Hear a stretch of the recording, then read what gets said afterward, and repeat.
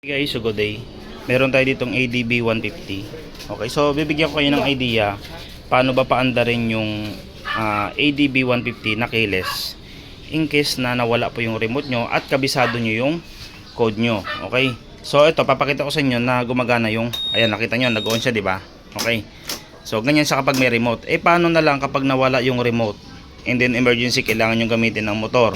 Okay, so gagawin natin dyan, i-off ko yung remote yan in case na ganito nangyari, walang remote. Papakita ko sa inyo. So pag pinipindot ko na siya, kaya pansin niyo, wala na siyang response. Okay, so hindi na siya gumagana. Ngayon pupunta ka sa U-box mo, may makikita ka dyan na itong may sakit na kulay blue. Ayan o.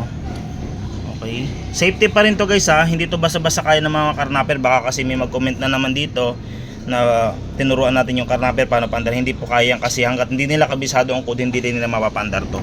Nakakalam na ng code nito yung mismong owner ng motor. Okay, so tatanggalin lang natin yung kulay blue na yan, sakit, ayan siya. And then lalagyan natin siya ng jumper. Ayan, pwede nating pagdikitin yung dalawang linya ng blue na yan. Ayan o, nakikita nyo. Pagdikitin nyo lang yan, may ginamit ako dito nipper, ayan, tweezer. And then pag ilaw nun, i-dial natin yung code. Ulitin natin. Ipakisaksak ulit. Ikaw nga bunutin mo, saksakin mo. Kailangan kasi pag saksak mo, pasok na agad yung code. Okay, okay, so pag ilaw nun, pasok na agad yung code. 1, 2. Ayan. 2 kasi yung unang code niya eh. Ayan, example oh. Okay, pag blink, 5 uli. 1, 2, 3, 4, 5. Okay.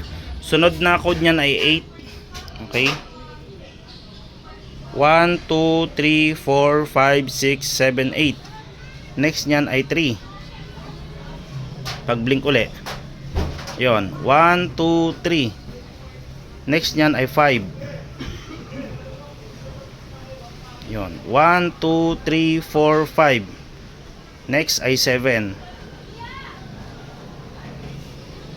1, 2, 3, 4, 5, 6, 7. Next uli ay 7. 1, 2, 3, 4, 5, 6, 7. Next niyan ay 8. 1, 2, 3, 4, 5, 6, 7, 8.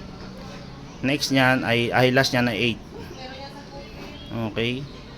1, 2, 3, 4, 5, 6, 7, 8. So yan yung last code. Pag namatay, okay, yan, so bunutin mo yung jumper. Okay, so pag binunot mo yan, mag-on na yung marinig yung tunog. Tapos pwede nyo siyang i-on. And then pwede nang i-start. Ayun siya. Okay.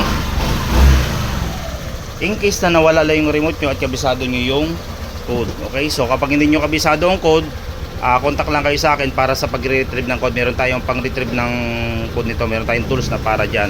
At available din yung tools sa mga gustong bumili ng tools yan, pang-retrieve ng code, pang-register ng bagong remote. Ngayon, pag maglalagay ka naman ng bagong remote, okay, so magre-register ka naman ng bagong remote, iba naman yung step nun. So abangan nyo naman yung next video na gagawin ko dun guys, paano naman mag-register ng bagong remote dito sa ADB 150. Okay, so magandang araw sa ating lahat.